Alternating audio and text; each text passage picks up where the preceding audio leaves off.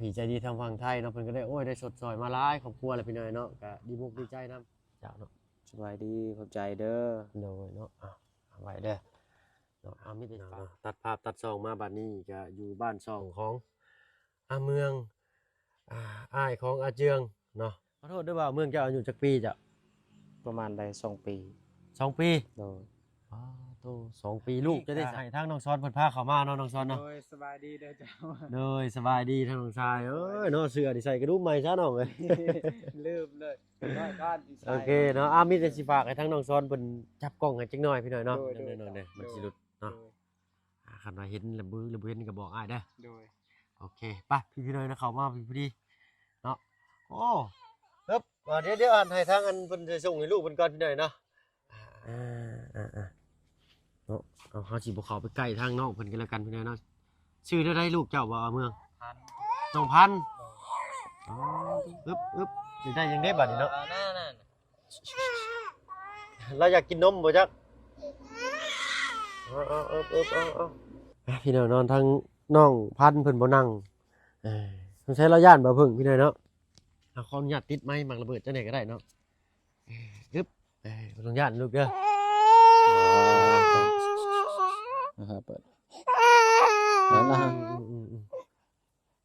แล้วกันพี่น้อยเนาะวันนี้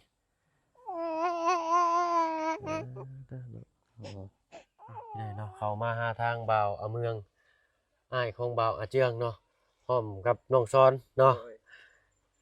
สบายดีเด้อเจ้า โดยสบายดีมื้อนี้ให้น้องซ้อนมานำพี่หน่อยเนาะบรรยากาศชิมเงียบบ่าวอาเจืองกับบ่อยู่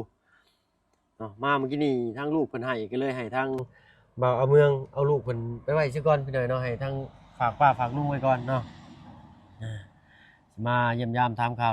เพิ่นนี่แหละเนาะการเป็นอยู่ลูกเพิ่นก็ให้ซ้ำเนาะเนาะนี่แหละพี่หน่อยเนาะทางบ่าวเมืองสบายดีเด้อทางบ่าวเมืองเด้อโดยเนาะติดตึมก่อนเนาะโดยเบิ่งปึ๊บเนาะเป็นอ้ายบ่าวอาเจืองเนาะ โดย ได้กินข้าวกินน้ำหรือบ่ กินแล้ว ได้ยังกินข้าวมื้อนี้ กินกับผัก กินกับผัก โดย อาหารเบสิกเลยพี่หน่อยเนาะเอาเป็นได้คิดจะว่าทั้งเมียเมื่อบ้านบ่เมียจะได้ซะเพิ่นยังบ่ได้กลับมาบ่ บ่ เอาพี่หน่อยเนาะถ้าฝากทั้งน้องซ้อนเพิ่นจับกล้องให้ก่อนพี่หน่อยเนาะสิถามข่าวเพิ่นอีกก่อนพี่หน่อยเนาะ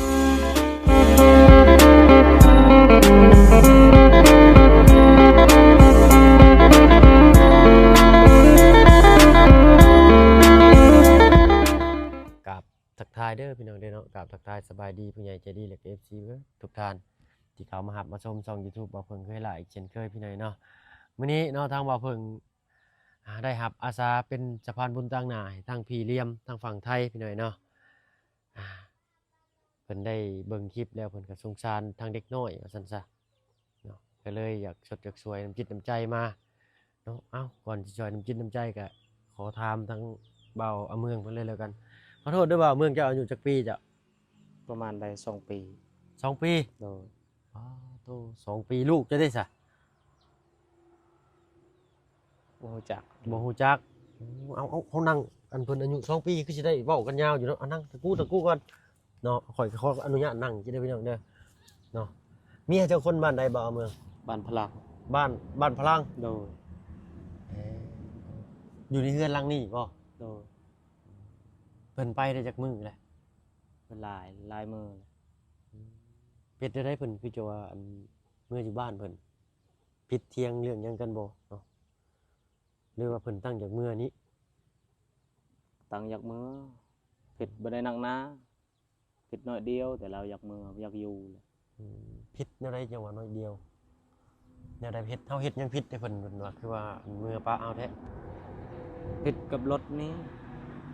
รถจักรนี่บ่ โดย รถจักรนี่เป็นรถไผซะ รถพ่อแม่ เพิ่นเอาให้เจ้า โดยให้ขี่ซื่อ เอาให้ขี่ซื่อ โดย ๆแล้วเป็นหยังเมียเจ้าคือให้เรื่องรถจักรนี้ ให้แต่ว่ารถแพร่มันแปลงบ่ให้เขาขี่ ไผยืมจังว่าบ่ให้ขี่แท้นี่เนาะ พี่น้อง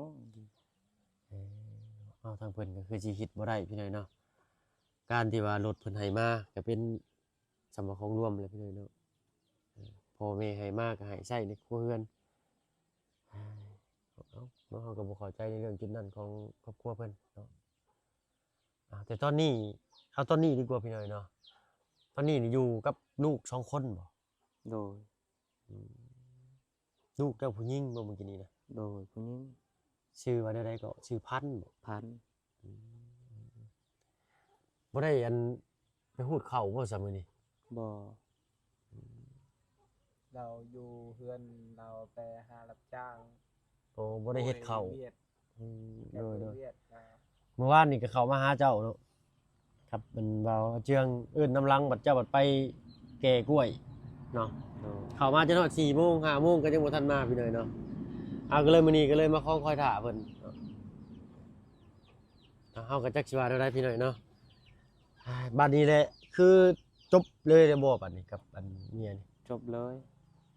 บ่มีทางกลับมาอีกแล้ว บ่ เนาะหาก็ได้ลูกคนหนึงบ่ โดย อ้าวพี่น้อยเนาะก็สิเฮ็ดอะไรทางผู้ใหญ่ใจะดีเพิ่นก็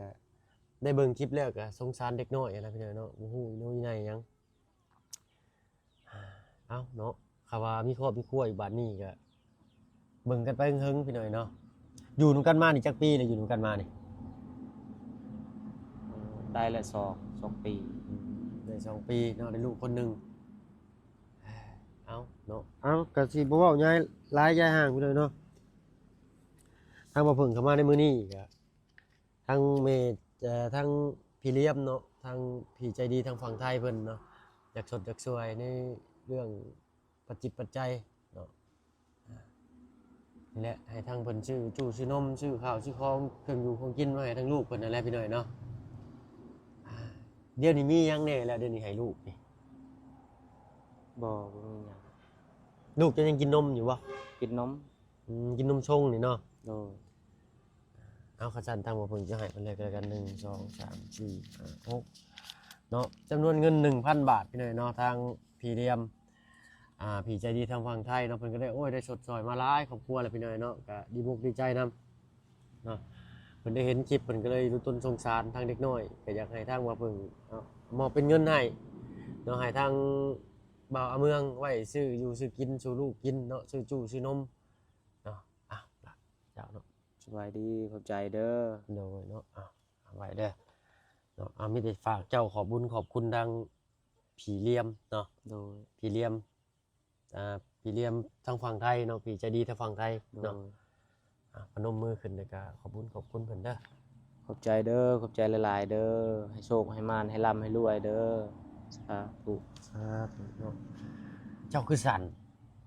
มือเราเย็นๆนึงเลยเนาะ สั้นเฮ็ดเวียงเมื่อยเด้เมื่อแต่รับจ้างเวียดหากับเมื่อกี้นี่ อืม แกกยเวียดเอาไปอยู่เวียดคุณ โดยเนาะถือว่าทางนี้นี่นิยมกันก็คือแก่กล้วยให้เวียดเลยเนาะจักบ่เพิ่งก็จักสิถามความเป็นมาแนวใดพี่น้อยเนาะเงินนี่ได้ไปแล้วสิไปซื้อหยังเงินเว้าเนาะ เอาไว้ให้ลูก เอาไว้ลูก โดย เพิ่นก็สิยังบ่เข้าใจภาษาลาวปานใดพี่น้อยเนาะขอบคุณก็ค่อยเป็นค่อยไปเนาะทางบ่เพิ่งก็บ่มีหยังตอบบุญแทนคุณทางพี่เหลี่ยมพี่ใจดีทางฝั่งไทยเนาะที่สดซอยยื่นมือเข้ามาซอยคนทุกข์ยากให้ตลอดเนาะก็มีแต่คำเว้าคำจาแล้วก็คำอวยพรด้วยใจความเจ็บบ่ให้ได้ความไข้บ่ให้มีให้บ่ให้พลาดมานบ่ให้เบียดเด้อเนาะเดินทางไปไสก็ให้ตลอดปลอดภัยเนาะที่สำคัญก็ให้สุขภาพร่างกายแข็งแรงตลอดปีตลอดไปเนาะเนาะสาธุเนาะบัดกินข้าวกินน้ำได้ซะบ่เอามือ โดย กินข้าวกินน้ำนี่ย่ำป้อนบ่หรือว่าเอาข้าวยังให้ลูกกินหรือว่าเพิ่นกินข้าวได้แบบเป็นเม็ดเป็นหยังไงได้เนาะ กินข้าวได้อยู่กินเอง อ๋อลูกจะกินเองแล้ว โด เนาะ ย เพิ่นค่อนข้างแอบให้เด้อพี่น้อยเนาะแต่ว่าเพิ่นให้มินิทำบ่เพิ่นก็เลยบ่ได้ตายไว้พี่น้อยเนาะแบบว่าอย่ามันผิดกฎเพิ่นบ่หรือแนวใดเนาะเจ้าก็บ่ได้เฮ็ดให้บ่ บ่ มีแต่ไปรับจ้างคนกล้วยนี่เนาะ โดย อ้าวพี่น้อยเนาะ จักสิว่าได้เฮาก็ได้บ่อนอยู่บ่อนเช่าจะได้กินอยู่นอนได้นี่ฮะอยากเห็นเด้พาขึ้นไปเบิ่งได้บ่ไปเนาะมาขอบใจทั้งน้องสอนเพิ่นเดี๋ยวทางอ้ายสิยืนมือขึ้นไปเบิ่งก่อนก็ได้เนาะโทษพี่น้อยเนาะนี่บ่อนเฮ็ดอยู่เฮ็ดกินแล้วอันนี้เนาะใช่ขออนุญาตขึ้นเลยเด้อบัดนี้เด้อครับนี่เด้พี่น้อยเนาะเอาคือมาโล่งแต่ละบาทนี่มีสำนี่บ่นี่ โดย เห็ดอยู่เห็ดกินได้สบายเอาเมืองเวลาจะเห็ดกินจะเห็ดอยู่ลุ่มบ่ โดย พี่น้อยเนาะมะขามโพดหมอแหกแต่กระโปะเนาะเสื้อผ้าเราก็มีสำนี่มุ่งมานใช้สบอนปูบอนนอนจะ เอาไว้อยู่เพื่อน อ๋อเวลาสิปูแล้วมาปูนี้ โดย คือมือนี่นอนอยู่ใช่จ้ะ นอนอยู่นี่แต่ว่าเอาแตก เอาไว้อยู่เฮือนบ่มีบอนเอาไว้ อยู่นี่มีบอนไว้ โดยเปื้อน เพื่อนสัญชาติพี่น้อยเนาะนอนยังคืนขี่มอดจีบคุเขาตาบ่นี่เนาะอ้าวพี่น้อยเนาะนี่เขาเราก็ได้เข้าให้บ่เอาเมืองอันนี้ โดย ชื่อบ่นี่เลือกไปพูดในไห้นี่ บ่เราให้ อ๋อทางตู้เมย์เอาให้ โดย เอาเนาะไปเอาลงมาลุมพี่ก็ได้เนาะอึ๊บทางลูกเพิ่นให้พี่น้อยเนาะเนาะพี่น้อยเนาะไปหับจ้างอันเกกล้วยแต่ละรอบได้เท่าไรบ่เมือง ไปแสนหนึง ได้100,000 โดย ได้มาเลยก็ได้เงินมานี่เก็บไว้ให้ลูกบ่ โดย คือว่าเลยลูกก็สำคัญพี่น้อยเนาะปัดเพิ่นใหญ่มาเพิ่นบ่ฮู้หยังนี่ห่วยเนาะก็อยากให้เพิ่นมีเงินใช้ที่สำคัญเนาะหลักๆทั้งเฮาก็อยากให้แต่มีแต่อยากให้ลูกเรียนเด้อ โดย เพิ่นใหญ่มาแล้วพยายามให้เพิ่นเขางามโรงเรียนให้ได้เนาะพี่น้อยเนาะเอ้าทางเมียก็บอกกลับมาแล้ว โดย เป็นไดยังคิดฮอดคิดถึงเพิ่นอยู่บ่ กินฮอดมันกลับมาแล้วเอาคือเก่าก ลับมาแล้วเอาคือเก่า โดย เฮาต้องเชียร์ฮีตเชียร์คองยังบ่เชียร์ฮีตเชียร์ยังบ่ถ้าว่าเพิ่นกลับมานี่หรือทั้งผู้เป็นเมียสิเชียร์ เขาเป็นผู้เชียร์ มีหยังแหน่แต่ว่าเชียร์นี่ อุ้ยหลายอย่างหลายแนว มีงัวมีหยังนำแหน่แหล้วเนาะ โดยมีไก่มีหมู ไก่มีหมูอีกคือว่าใบเช่นหยังก็จีกหมดแล้วบ่ โดย คือสิยากอยู่พี่น้อยเนาะนี่แหละหลักๆก็คือฮีตคองเพิ่นนี่แหละเนาะเห็นอยู่ทางเมียเพิ่นย่างผ่านกันอยู่เนาะแต่ก็จื้อหน้าบ่ได้พุ่นแหละเนาะถ้าว่าทางเมียกลับมานี่เอาคือเก่า โด เนาะ ย ทางเมียจะมีโทรศัพท์ใช้อยู่บ่ บ่มี คันว่าเพิ่นมีโทรศัพท์ใช้ยังว่าให้เพิ่นเห็นคลิปนี้แล้วก็ทางผู้เป็นผัวเนาะยังฮักยังมักเนาะอยากให้กลับคืนมาว่าซั่นซะบ้านพะลองในบ่อันบ้านเมียเจ้าน่ะ โดย บ้านพะลองในลืมเลยพี่น้อยเนาะไปหลายบ้านพูดไปทางใดบ้านพะลองในนี่ ไปเข้าบ้านบอนมันดองนี่เข้าบ้าน ทางบอนหงหมออยู่ อ๋ออันเข้าไปได้อันจุดชุมมันบ่ โดย เนาะเอาเนาะชีวิตคู่คนเฮาก็คือทั้งน้องช้อนว่าแหละพี่น้อยเนาะเฮาเฮ็ดบาปบุญคุณโทษสำใดมาสำใดเฮาก็ได้อยู่นำกันสำนั้นพี่น้อยเนาะเอาคือว่าอะไรคนเฮาเนี่ยบ่เห็นอนาคตเนาะทั้งอันรู้จักเฮาอยู่บ่ซั่น บ่ฮู้ เฮาชื่อว่าเบาเพิ่งเด้อ โดย น้องเบาเพิ่งเคยลาเนาะยันว่าเขามาบรรณาแล้วยันเจ้าบ่จื้อเนาะเอ้าพอจังซั่นเด้อเนาะ โดย ทีมงานเขามาหาเจ้าจักคนแหละ ได้ละ2-3 คน ได้แหละ2-3 คนเนาะจื้อชื่อเพิ่นอยู่บ่มีไผแน่ บ่จือ บ่จื้อซ้ำเนาะเฮ้ยเนาะเอาพยายามจื้อเด้อ โดย เนาะทีมงานถ้าว่าเพิ่นเข้ามาเพิ่นสิบอกแต่ละดอกว่าเพิ่นชื่อนั่นชื่อนี่ โดย เนาะเอา สบายดี โดยยัง ยังบ่ทันไปเนาะเอาเพิ่นก็ยังบ่อยากฮู้ความ ลาวปันชำทางน้องอาเจียงปานใดเนาะบ่าวเจียงเจ้าบ่ได้เข้าโรงเรียนบ่บ่าวเมือง บ่ เนาะเพิ่นเจ้าอายุจักปีก็ โอ้ บอกค่อยว่า2ปีแม่นบ่ เริ่มแล้ว 2ปีเนาะ โดย เพิ่นบอกค่อยว่า2ปีเนาะแต่ทางอันน้องอาเจียงนี่19อันนี้ประมาณ21นี่แหละพี่น้อย21หรือ22เนาะแต่เพิ่นบอกว่าเพิ่งว่าบอกว่าเพิ่งว่า2ปีเนาะเจ้าก็ยังเป็นอันเป็นรุ่นน้องเขาอยู่เนาะ พอข่อย26ปีแล้วเนาะเฮาก็บ่ได้เอิ้นเพิ่นว่าน้องดอกเอิ้นว่าบ่าวคือเก่าเนาะ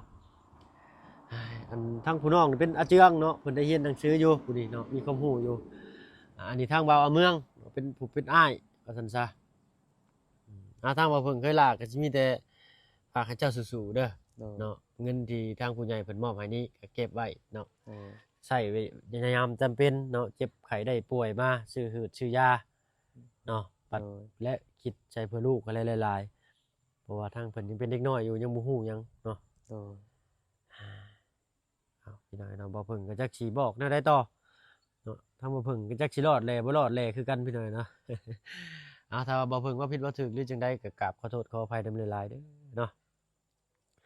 ก็ซั่นทางบ่เพิ่งเคยลาสิขอตัวลำลาก่อนเด้อบ่าวอาเจียงอาเมืองเด้อ โดย เนาะก็มีแต่ให้เจ้าเบิ่งแย่งหักแพงลูกนั่นแหละเนาะ โอ้ พูนเพิ่นให้อีกแหละเนาะน้องพันธุ์พี่น้อยเนาะกำลังใหญ่ว่าซั่นซะประมาณปีปลายได้อยู่เนาะปีเกือบ2ปีนี่แหละตามที่ว่าเพิ่งเบิ่งอะนะเนาะหักยังบ่ได้ย่างเนาะ โดย เพิ่นกำลังเพิ่นยืนตั้งไข่แล้วบ่ ยืนตังไคแล้ว หักยังย่างบ่ได้ก็สิประมาณ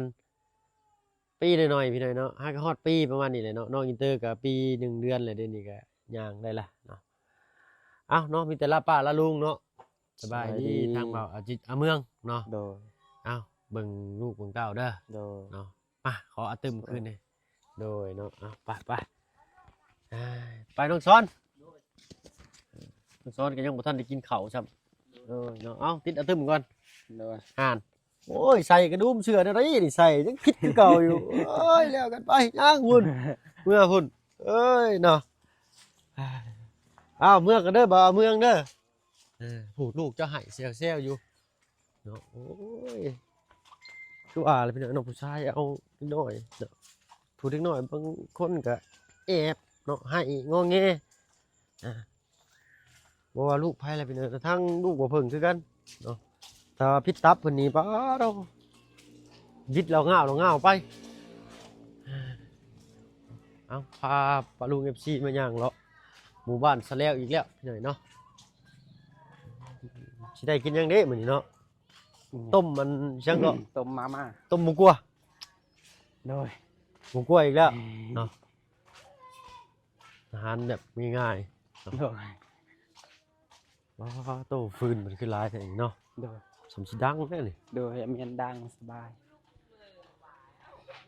พี่น้อยเนาะเข้าเพิ่งก็จักสิเว้ากับน้องเพิ่นเด้อใดเนาะเจ้าฮู้จักแล้วแต่ดนบ่นี่น้องซอน ไผ่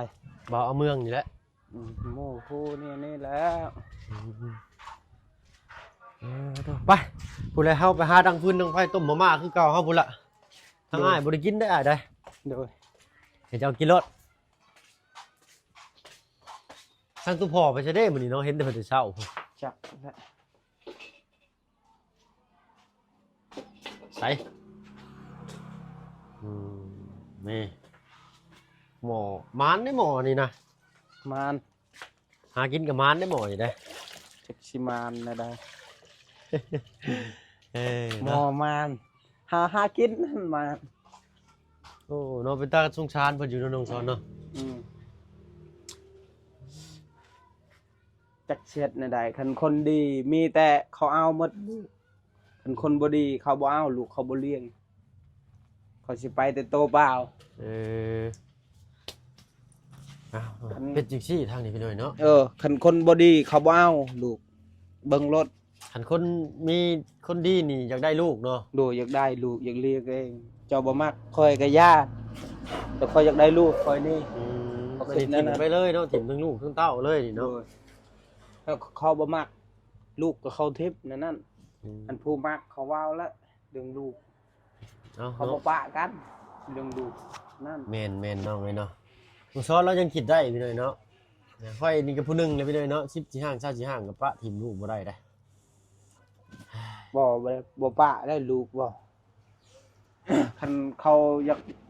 ยากสิไปต่อแล้วสิทาแป้งเขาปะรถลูก แม่นกับน้องซ้อนพี่น้อย เขาอยากสิไปลินอยู่นั่นอยู่นี่เด้ ก็คือว่าอะไรพี่น้อยเนาะเด็กน้อยอายุ